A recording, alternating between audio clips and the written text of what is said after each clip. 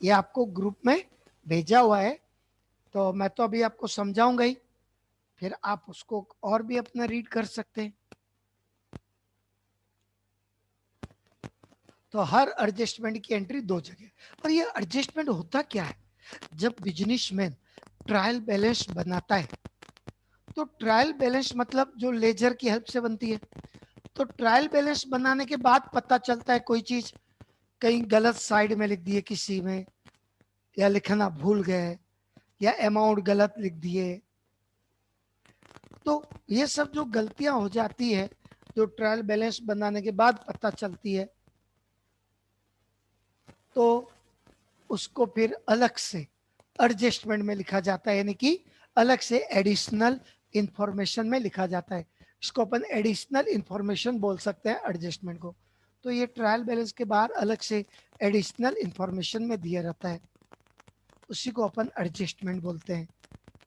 तो वो जो एडिशनल इंफॉर्मेशन अलग से ट्रायल बैलेंस के नीचे दी रहेगी, तो उसमें क्या क्या ये सब एडजस्टमेंट हो सकते हैं और उनका कहाँ कहाँ दो जगह इफेक्ट होगा। उनकी जर्नल एंट्री भी यहाँ पर बनी हुई है। हालांकि जर्नल एंट्री का तो आप अपने नॉलेज के लिए कर सकते हैं, मेरे ख्याल से जर्नल एंट्री तो नहीं पूछता है आप लोगों का, क्योंकि फाइनल अकाउंट में तो केवल आपको ये बताना रहता है कि कौन सा आपका एडजस्टमेंट पीएल में आएगा कि ट्रेडिंग में आएगा कि बैलेंस शीट में आएगा। सबसे पहले क्लोजिंग स्टॉक, पहला एडजस्टमेंट। यदि आपको ट्रायल बैलेंस के बाहर अलग से क्लोजिंग स्टॉक दिया हुआ है, तो इसकी एंट्री दो जगह कहां कहां होता है। ये इसकी जर्नल एंट्री है, ये आप समझने के लिए भली पढ़ सकते हैं। ये इसकी जर्नल एंट्री है क्लोजिंग स्टॉक के एडजस्टमेंट की। Closing stock account debit to trading account. Closing stock हमारे लिए एसेट्स होता है, इसलिए आपने देखा होगा कल अपन बैलेंस शीट के फॉर्मेट में पढ़े थे, बैलेंस शीट के फॉर्मेट में आता है एसेट साइड क्लोजिंग स्टॉक। कल अपन पढ़े भी है फॉर्मेट में बैलेंस शीट में क्लोजिंग स्टॉक बैलेंस शीट के एसेट्स में आता है। और एसेट्स हमेशा डेबिट होती है, एसेट्स हमेशा डेबिट बैलेंस होता है, लायबिलिटी हमेशा क्रेडिट बैलेंस। तो closing stock account debit to trading account, ये इसकी एडजस्टमेंट एंट्री होती है क्लोजिंग स्टॉक की। इसको कहाँ कहाँ दो जगह दिखाते हैं जब एडजस्टमेंट में दिया रहता है, तो अपने को उसमें ये सर रियल अकाउंट हुआ ना, क्लोजिंग स्टॉक क्या है? क्लोजिंग स्टॉक एसेट्स है, हाँ रियल अकाउंट है। क्लोजिंग स्टॉक एक तो ट्रेडिंग अकाउंट के क्रेडिट में आता है, ये देखो इसकी जर्नल एंट्री क्या है, closing stock account debit to trading. तो एक तो ट्रेडिंग अकाउंट के क्रेडिट में आता है जो ट्रेडिंग अकाउंट के फॉर्मेट में देखे भी थे आप, और दूसरा बैलेंस शीट के एसेट्स में। जब एडजस्टमेंट में दिया रहता है क्लोजिंग स्टॉक, जब एडजस्टमेंट में दिया हो तो उसकी एंट्री दो जगह, एक तो ट्रेडिंग अकाउंट के क्रेडिट में और दूसरा बैलेंस शीट के एसेट साइड में। कभी कभी ट्रायल बैलेंस में दिया रहता है क्लोजिंग स्टॉक, एडजस्टमेंट में नहीं दिया रहता है, ट्रायल बैलेंस में दिया रहता है, ट्रायल बैलेंस के डेबिट में।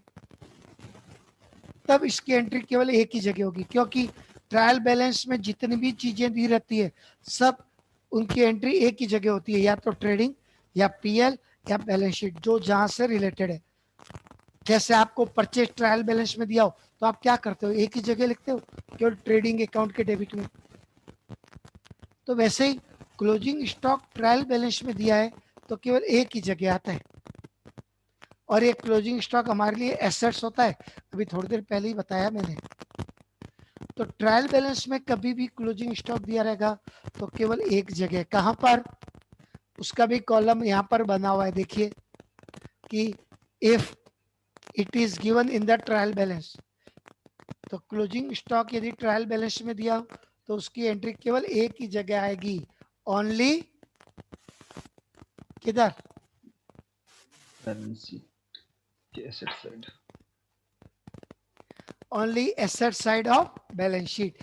कभी भी क्लोजिंग स्टॉक ट्रायल बैलेंस में दिया रहेगा तो इसमें नहीं आएगा, किसमें? ट्रेडिंग अकाउंट में। केवल बैलेंस शीट में बस आएगा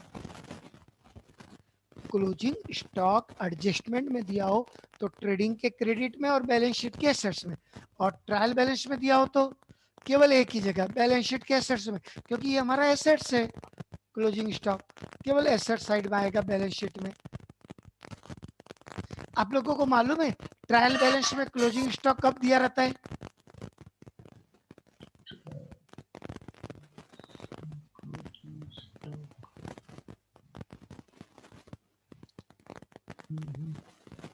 ट्रायल बैलेंस में कब दिया रहता है क्लोजिंग स्टॉक? जब कॉस्ट ऑफ गुड्स सोल्ड दी हो। Cost of goods sold, cost of goods sold का फॉर्मूला क्या होता है? सर कुछ आवाज आ रहा है कर कर। अब ठीक। आवाज आ रहा है? हाँ सर। पंखे का आवाज आ रहा होगा या तो मेरे यहाँ नहीं चल रहा पंखे का नहीं सर, लगता है सिस्टम से कुछ यार। रेडियो में जैसे होता है खरखराता है सर। हाँ क्या मालूम मिलाते यहाँ, हैं चैनल ना रेडियो का सर, तो वही होता है।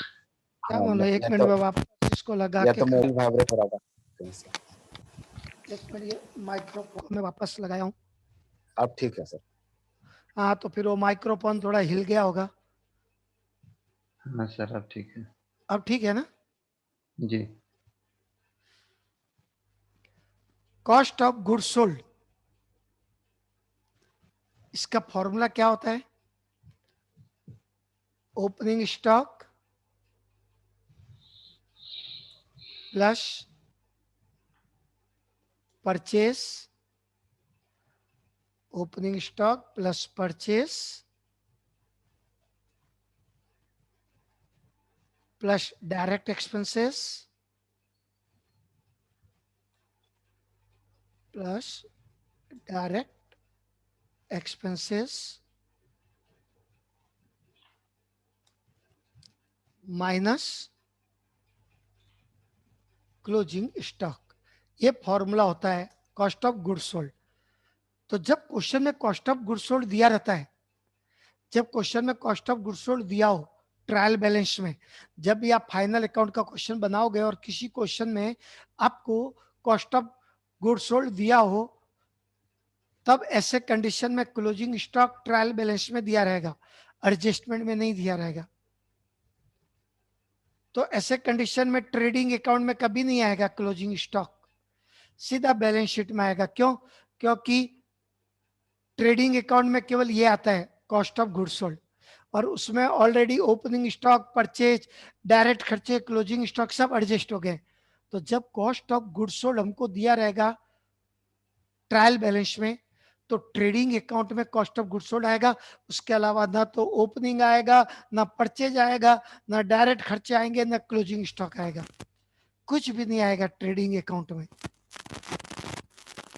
जब cost of goods sold question में दिया हो तो ट्रेडिंग अकाउंट में ना तो ओपनिंग स्टॉक आएगा, ना क्लोजिंग स्टॉक आएगा, ना परचेज आएगा, ना डायरेक्ट एक्सपेंसेस आएंगे, केवल कॉस्ट ऑफ गुड्स सोल्ड आएगा डेबिट में, और क्रेडिट में आ जाएगा सेल्स।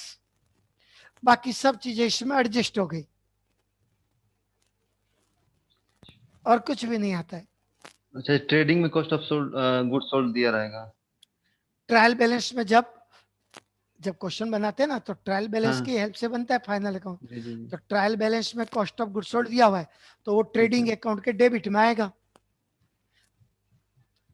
उसके बाद भी आप ओपनिंग स्टॉक लिखोगे क्या ट्रेडिंग में, जब कॉस्ट ऑफ गुड्स सोल्ड दिया हो तो?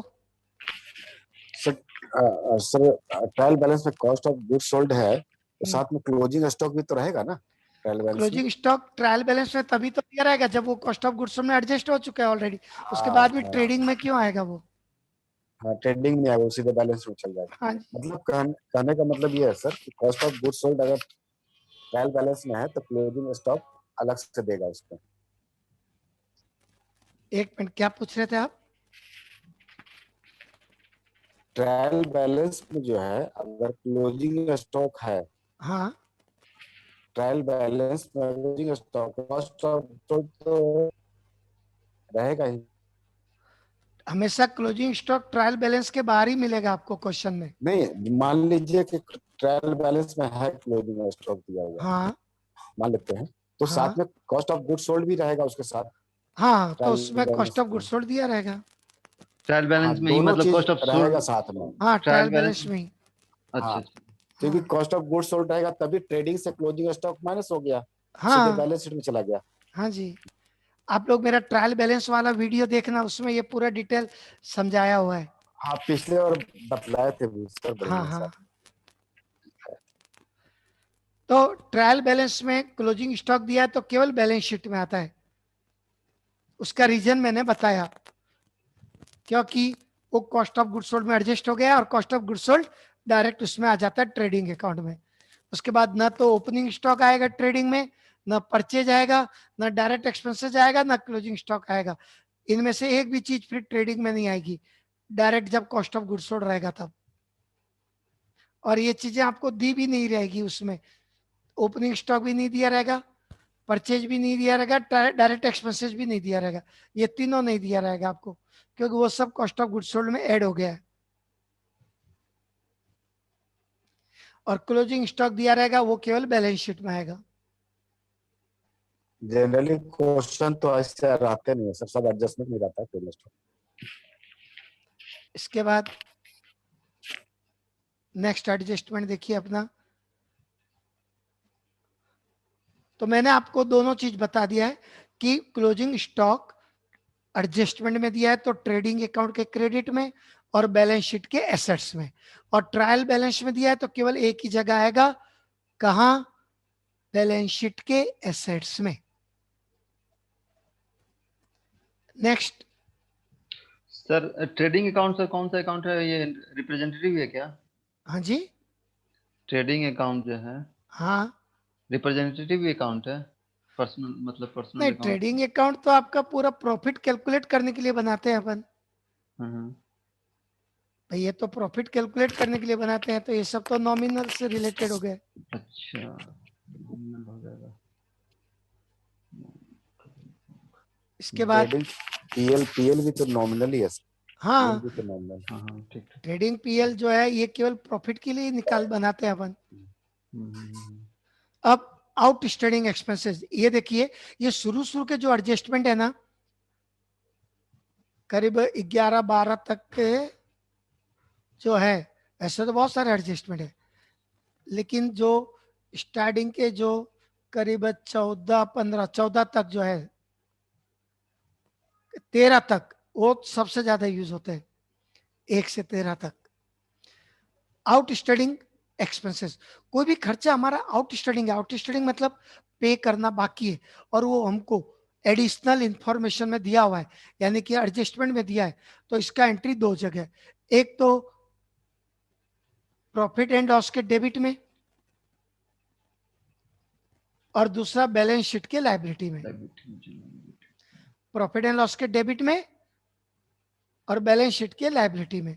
प्रॉफिट एंड लॉस के डेबिट में क्या करते हैं, उसको प्लस कर देते हैं, जैसे सैलरी आउटस्टैंडिंग है तो आउटस्टैंडिंग सैलरी को सैलरी में जोड़ देते हैं, कोई रेंट आउटस्टैंडिंग है तो पीएल के डेबिट में रेंट में जोड़ देते हैं, तो इसको ऐड कर दिया जाता है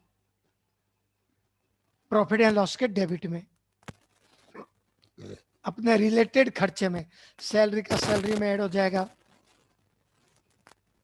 रेंट है तो रेंट में ऐड हो जाएगा, और भी कोई खर्चा आउटस्टैंडिंग है तो वो पीएल में ऐड हो जाएगा अपने रिलेटेड एक्सपेंसेस में, और जितना आउटस्टैंडिंग की अमाउंट है वो दूसरा आएगा बैलेंस शीट के लायबिलिटी साइड, दूसरा आएगा बैलेंस शीट के लायबिलिटी साइड। और कभी ट्रायल बैलेंस में आउटस्टैंडिंग दे दिया हो तो केवल एक ही जगह, ये देखिए आखिरी कॉलम में लिखा है, only liability side of balance sheet. कभी भी आउटस्टैंडिंग एक्सपेंसेस आपको ट्रायल बैलेंस में दिया हो तो केवल एक ही जगह, बैलेंस शीट के लायबिलिटी में, और कहीं भी नहीं आएगा। किसी को पूछना है आउटस्टैंडिंग के बारे में? उसके बाद है प्रीपेड एक्सपेंसेस। प्रीपेड जैसे एक्सपेंसेस, सर ट्रायल बैलेंस में जो मतलब रहता है, तो ये इसी में क्यों आता है, थोड़ा सा ये समझ नहीं पा रहे हैं थोड़ा सा। भाई ट्रायल बैलेंस में दे दिया मतलब वो आपकी केवल लायबिलिटी है, वो ऑलरेडी रिलेटेड एक्सपेंसेस में प्लस हो चुका है, इसलिए आपको प्लस करने की जरूरत नहीं पड़ेगी। जी और ये हमारी लाइबिलिटी है आउटस्टैंडिंग, क्योंकि देना बाकी है, तो बैलेंस शीट के बस लाइबिलिटी में आएगा और कहीं नहीं आएगा। एडजस्टमेंट में दिया है तो रिलेटेड खर्चे में जोड़ना पड़ेगा, ट्रायल क्योंकि वो बैलेंस सारा चीज एडजस्ट करके लिखा जाता लिया हाँ रहता भाई, है। हाँ, ट्रायल बैलेंस मतलब ट्रायल होगा बैलेंस का आपका, मतलब एडजस्टमेंट की आवश्यकता नहीं है उसमें, हाँ ऑलरेडी एडजस्ट हो चुका है। भाई, एडजस्टमेंट ये उसका होता है जो आप लिखना भूल गए हो ट्रायल बैलेंस में, या गलत सलत लिख दिए हो, या कम ज्यादा लिख दिए हो, या गलत साइड लिख दिए हो किसी लेजर वेजर में, तो उन सब का एडजस्टमेंट करना पड़ता है, जो ट्रायल बैलेंस बनाने के बाद पता चला आपको। ट्रायल बैलेंस बनाने के पहले ही पता चल जाएगा, तो एडजस्टमेंट की अलग से जरूरत ही नहीं रहेगी फाइनल अकाउंट बनाते समय।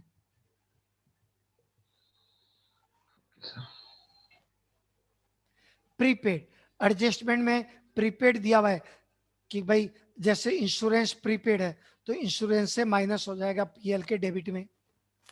तो कोई भी खर्चा एडजस्टमेंट में दिया है प्रीपेड, तो वो माइनस हो जाएगा प्रॉफिट एंड लॉस के डेबिट में।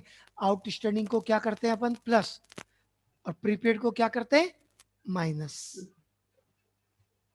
और दूसरा कहाँ आएगा प्रीपेड, प्रीपेड का मतलब जो खर्चे हमने एडवांस में पे कर दिए, तो दूसरा ये आएगा बैलेंस शीट के एसेट साइड में। ये देखिए, asset side of balance sheet. Outstanding liability होती है, इसलिए बैलेंस शीट के लायबिलिटी में, और प्रीपेड एसेट्स में।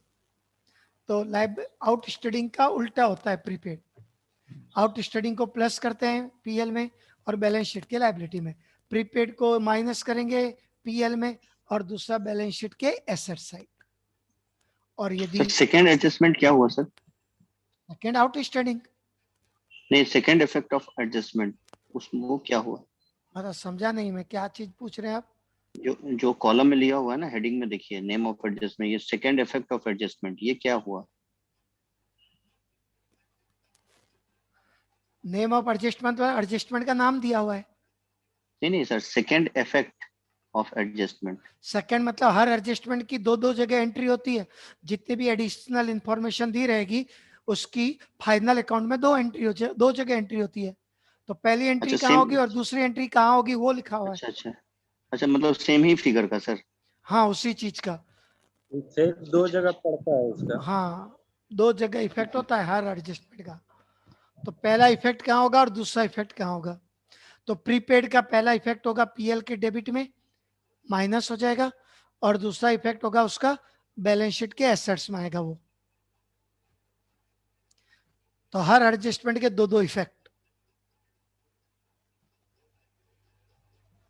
उसके बाद है एक्रूड इनकम, ऐसी इनकम जो एक्रूड हो गई है, मतलब हमने अर्न कर लिए लेकिन मिलना बाकी है। तो ऐसी इनकम दो जगह कहाँ कहाँ आती है जब एडजस्टमेंट में दिया हो तो पहला तो प्रॉफिट एंड लॉस के क्रेडिट में, ये देखिए जो लिखा है फर्स्ट इफेक्ट उसके नीचे,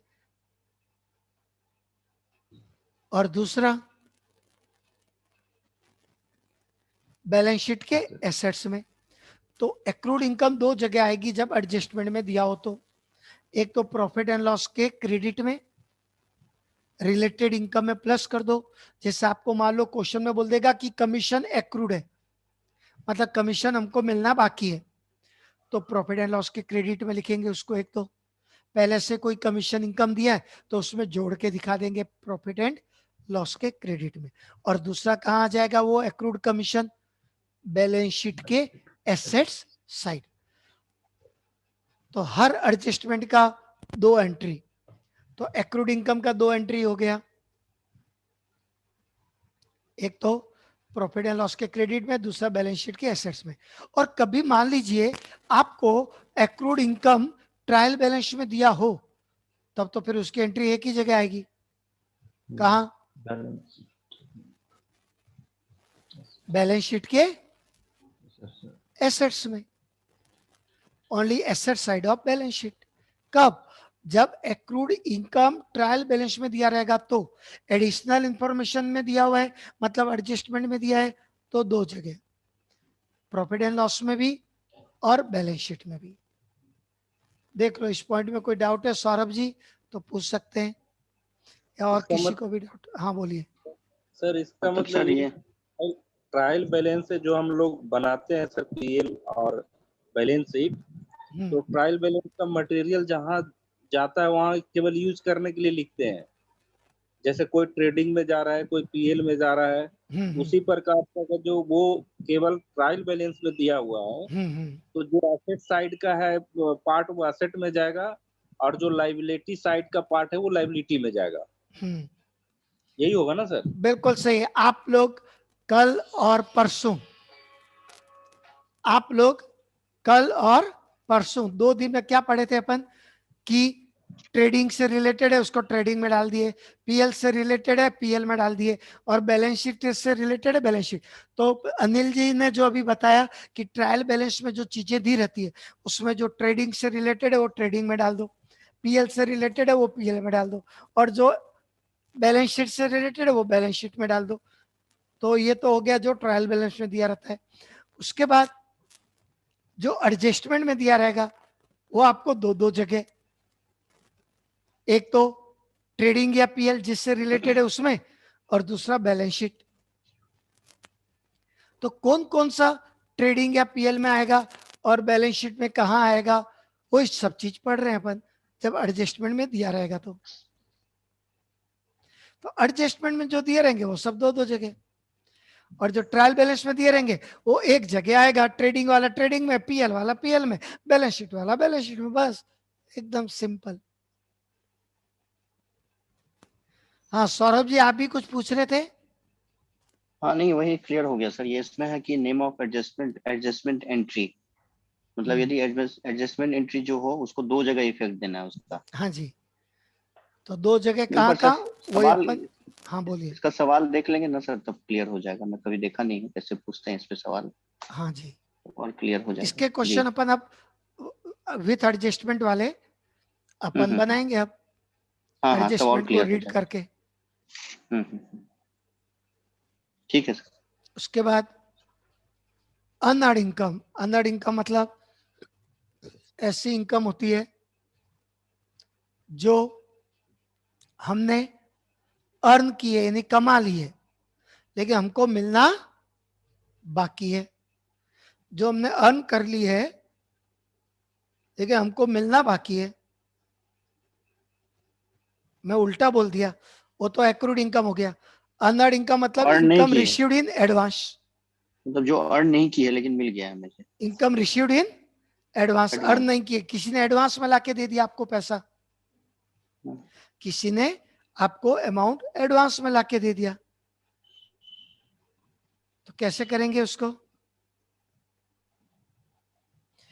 एक तो लाइबिलिटी हो गया। प्रॉफिट एंड लॉस के डेबिट में, क्या प्रॉफिट एंड लॉस के क्रेडिट में माइनस, ये देखिए प्रॉफिट एंड लॉस के क्रेडिट में माइनस, और दूसरा बैलेंस शीट के लायबिलिटी में। 2 जगह आ जाएगा इसका। हाँ कुछ पूछ रहे थे?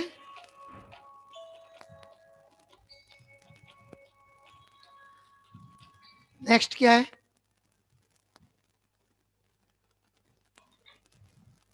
Interest on capital. Unearned income का किसी को कुछ पूछना है?